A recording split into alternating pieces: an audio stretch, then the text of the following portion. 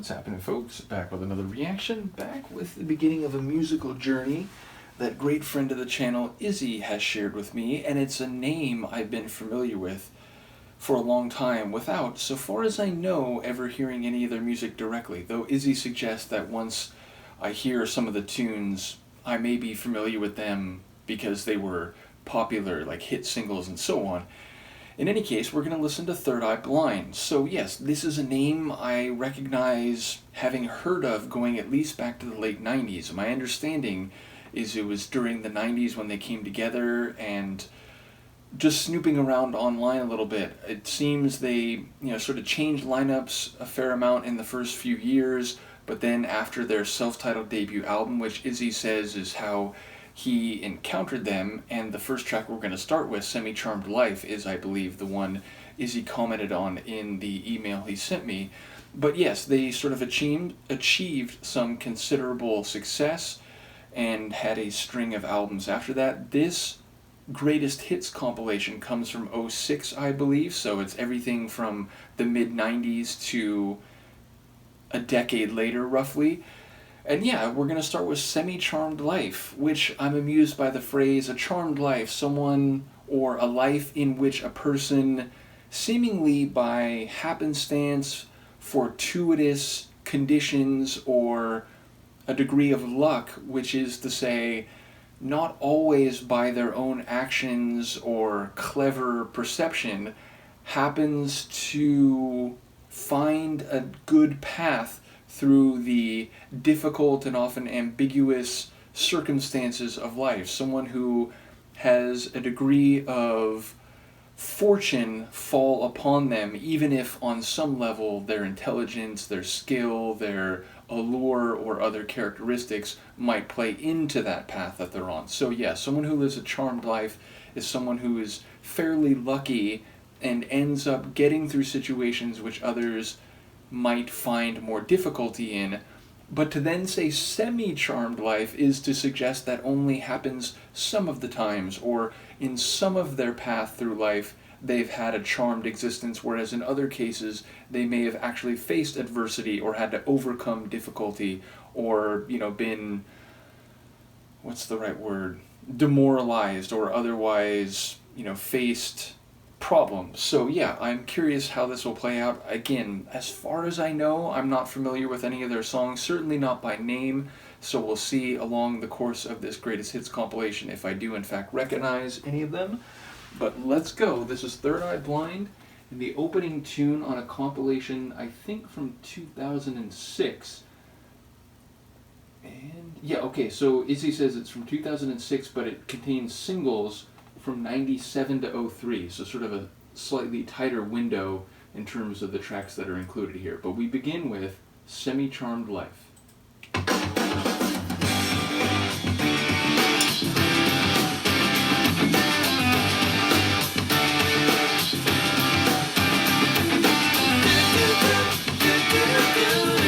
Oh, I think I heard this.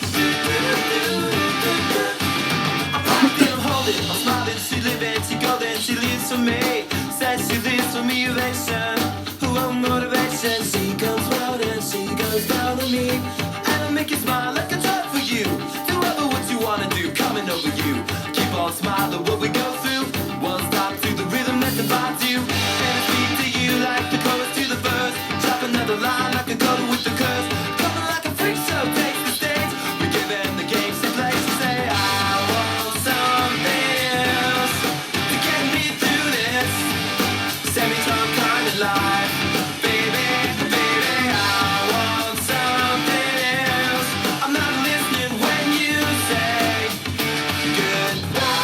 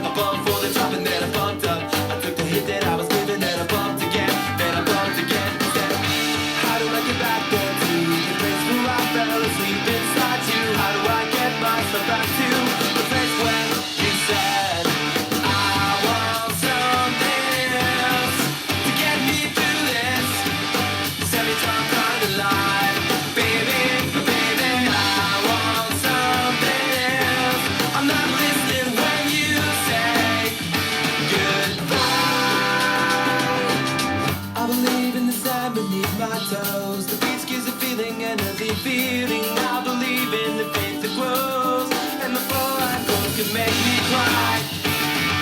When I'm with you, I feel like I could die, and that would be alright, alright. And when the plane came in, she said she was crashing. The love is convincing to see what chipped on the earth to feel alive. Now I'm struggling to survive those days you were wearing that velvet dress.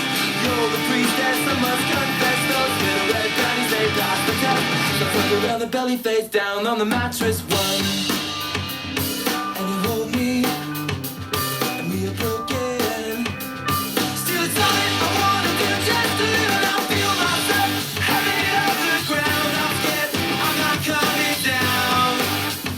No, no, and I won't run for my life. She's got the toss now locked down in a smile, but nothing is alright, alright. I want something else to get me through this life, baby. I want something else. Not listening when you say